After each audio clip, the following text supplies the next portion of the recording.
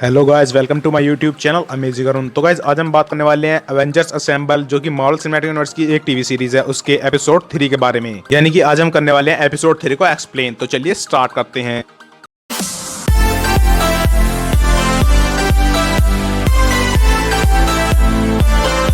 तो गाइस इस एपिसोड के स्टार्टिंग में हमें दिखाया जाता है फैल्कन को, जो कि अपने घर से जा रहा होता है स्टार्क टावर की ओर, और वो हवा में उड़ रहा होता है। तभी उसके पास टोनी स्टार्क पहुंच जाता है, और वो भी अपने आयरन मैन के आर्मर में होता है।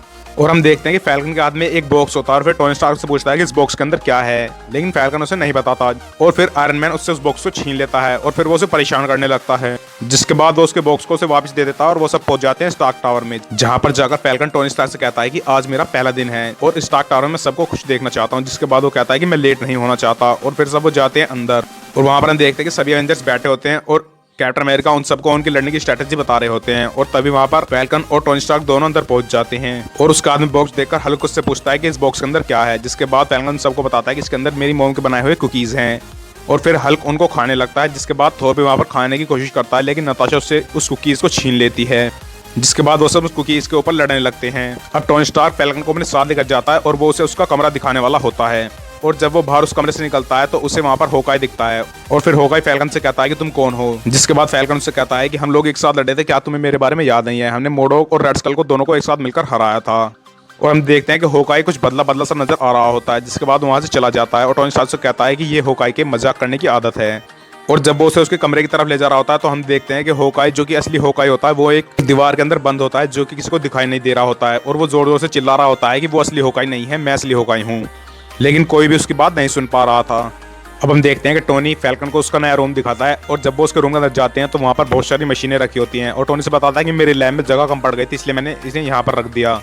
और वो उसे वहाँ पर अनस्टेबल पार्टिकल्स के बारे में बताता है, और फैल्कन उसे पूछता है कि तब तक मैं क्या करूँ। जिसके बाद टोनी स्टार्क से कहता है कि तुम्हें यहाँ के लोगों में घुलना मिलना चाहिए, क्योंकि तुम यहाँ पर नए हो। अब हम देखते हैं कि होकाई, जो कि नकली होकाई था, वो जाता है टोनी स्टार्क की लैब में, और वो वहाँ जाकर टोनी स्टार्क के आर्क रिएक्टर को ऑन कर देता है। और फिर उसके सामने एक ब्लैक होल खुल जाता है, जिसके अंदर से बहुत सारे घोस्ट आने लगते हैं। और अब हमें यहाँ पर पता चलता है कि जो नकली होकाई था वो एक घोस्ट होता है, जो कि होकाई का रूप लेकर वहां पर आया होता है। और फिर वो अपने साथियों को भी एवेंजर्स के जैसा रूप लेने के लिए कह देता है। दूसरी तरफ हम देखते हैं कि टोनी फैल्कन को पूरे एवेंजर्स टावर में घुमा रहा होता है, और फिर वो उसे थोर के रूम में लेकर जाता है, जहाँ पर जाकर उसे एसगार्ड का बहुत बड़ा सा इंटरडायमेंशनल दिखाई देता है, जहाँ पर थोर एक एलियन के साथ लड़ रहा होता है, जिसका नाम बिल स्नाइप्स होता है। और फिर हम देखते हैं कि टोनी और फैल्कन उसे बिजी पाकर वहां से निकल रहे होते हैं, और जैसे ही वो वहां से बाहर आते हैं तो फिर थोर भी उस रूम से बाहर आता है, और वो फैल्कन से पूछता है कि क्या तुम्हारी मोम की बनाई हुई कुकीज अभी बची हुई हैं। जिसके बाद टोनी स्टार्क और फैल्कन वहां से चले जाते हैं, लेकिन थोर के ऊपर वो घोस्ट आ जाता है, और वो उसका रूप ले लेता है। अब हम देखते हैं कि टोनी स्टार्क और फैल्कन दोनों पहुंच जाते हैं होकाई के रूम में, जहां पर जाकर उन्हें बहुत सारी गंदगी देखने को मिलती है, क्योंकि होकाई का रूम साफ नहीं होता है। जिसके बाद फैल्कन से पूछता है कि वो है कहाँ। जिसके बाद टोनी स्टार्क देखकर बताता है कि वो लैब में है, और फिर टोनी स्टार्क से कहता है कि तुम हल्क के पास जाओ, वहां जाकर तुम्हें अच्छा लगेगा। और फिर वो चला जाता है लैब में। और जब वो दोनों उस रूम से निकल रहे होते हैं तो हमें दिखाया जाता है कि उस रूम के अंदर एक इंटरडायमेंशनल होती है, जिसके अंदर होकाई और थोर, जो कि असली होते हैं, वो कैद होते हैं, और वो उन लोगों को बचाने के लिए आवाज दे रहे होते हैं, लेकिन बाहर कुछ भी आवाज नहीं आ रही होती है। अब हम देखते हैं कि फैल्कन डरते डराते हल्क के रूम में पहुंच जाता है, और जैसे ही वो वहां पर पहुंचता है तो वो देखता है कि उसका रूम बहुत ही साफ होता है। जिसके बाद वो कहता है कि हल्क का रूम नहीं हो सकता, ये तो जरूर नताशा यानी कि ब्लैक विडो का रूम है। और जैसे ही वो उसके अंदर जाता है तो वहां पर उसे कांच के खिलौने देखने को मिलते हैं, और जब वो उन्हें छूता है तो वहां पर हल्क आ जाता है, और वो उसे वापस से रखने के लिए कह देता है। इस बात का किसी को भी पता नहीं चलना चाहिए।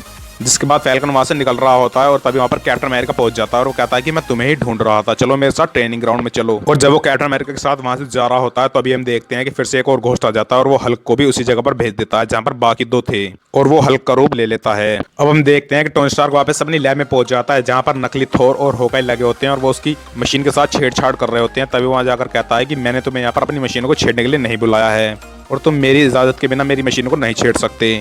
अब हम दूसरी तरफ देखते हैं कि कैप्टन अमेरिका और फैल्कन दोनों ट्रेनिंग कर रहे होते हैं, और वो दोनों एक दूसरे के साथ लड़ रहे होते हैं। तभी कैप्टन उसकी तारीफ कर रहे होते हैं कि तुम बहुत अच्छा कर रहे हो, लेकिन तभी वहां पर भी वो घोस्ट आ जाता है, और वो कैप्टन अमेरिका का रूप ले लेता है। जिसके बाद वो फैल्कन की बुराई करने लगता है। अब हम देखते हैं कि कैप्टन उसे वहीं पर बंद करके वहां से निकल जाता है। जिसके बाद फैल्कन उस गेट को तोड़कर वहां से निकल जाता है। अब हम देखते हैं कि फैल्कन जैसे ही बाहर आता है उसके ऊपर ब्लैक विडो वहां पर हमला करने लगती है, और वो भी नकली ब्लैक विडो होती है, जो कि एक घोस्ट होती है।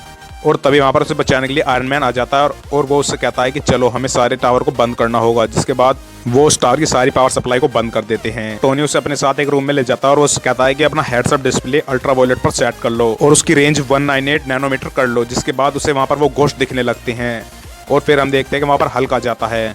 अब हम देखते हैं कि हल्क उन दोनों के ऊपर हमला करने लगता है, लेकिन वो किसी तरह से बचकर वहां से निकल जाते हैं। अब हल्क उनके ऊपर लगातार हमला कर रहा होता है। फिर टोनी स्टार्क फैल्कन को समझाता है कि ये सब एक घोस्ट की तरह है, मुझे नहीं पता है कि ये लोग कहाँ से आए हैं।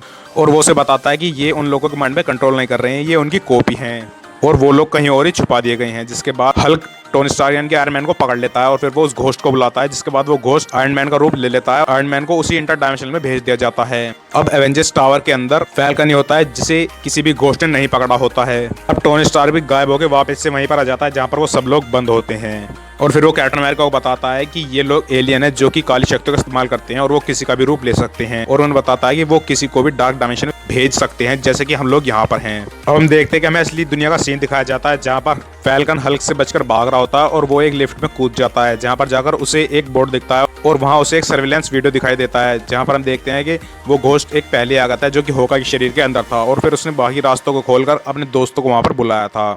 अब हम देखते हैं कि हल्क फिर से उसके ऊपर हमला कर देता है और अब वो बाहर लॉबी में आ जाता है जहाँ पर सबके सब नकली एवेंजर्स उसके ऊपर हमला करने लगते हैं। जिसके बाद वो वहाँ से भागने की कोशिश करता है और फिर वो एक दीवार को फोड़ देता है और सबको ऐसा लगता है कि वो उस स्टार्क टावर से भाग गया है, लेकिन वो वहीं पर छुपा होता है। दूसरी तरफ हमें दिखाया जाता है सभी असली एवेंजर्स का सीन जो कि डार्क डायमेंशन के अंदर होते हैं और उनके ऊपर वो घोस्ट हमला करने लगते हैं और फिर वो उन घोस्ट को भी मारने लगते हैं जो कि उस गेटवे की तरफ आ रहे थे जो कि उन्हें बाहरी दुनिया में ले आता। टोनी स्टार्क की नकली लैब में वो सब के सब नकली एवेंजर्स होते हैं, वो उसे बना लेते हैं और फिर वो हल्क से कहते हैं ताकि वो उस बैरियर को तोड़ दे, उनके सारे साथी असली दुनिया में आ जाएं। लेकिन तभी वहाँ पर फैल्कन जाता है और वो उन सभी मशीनों को तबाह कर देता है। लेकिन जब वो लास्ट मशीन को तोड़ने वाला होता है तो नकली आयरन मैन उससे कहता है कि तोड़ दो, जिसके बाद तुम्हारे साथी भी उसी डार्क डायमेंशन में अटक जाएंगे और वहीं पर रह जाएंगे। और ऐसा कहकर वो फैल्कन को पकड़ लेते हैं।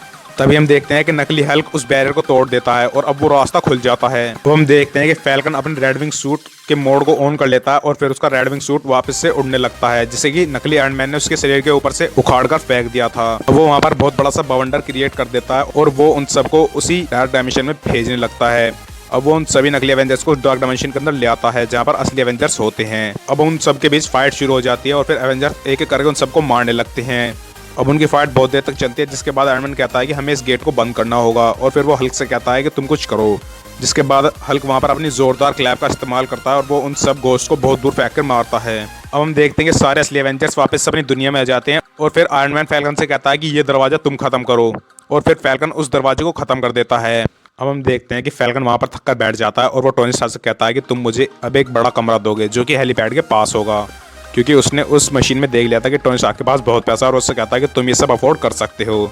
अब उन्हें वहाँ पर फिर से कुकीज का बॉक्स मिल जाता है और वो वापस से एक दूसरे के साथ लड़ने लगते हैं और ये एपिसोड यहाँ पर खत्म हो जाता है। तो गाइस वीडियो अच्छी लगी हो तो चैनल को सब्सक्राइब कर ले, वीडियो को लाइक करें और मार्वल सिनेमैटिक यूनिवर्स या फिर एवेंजर्स असेंबल सीरीज के पुराने 2 एपिसोड देखने के लिए इस वीडियो के डिस्क्रिप्शन में जाएं, वहाँ पर आपको लिंक मिल जाएंगे। तब तक के लिए बाय बाय।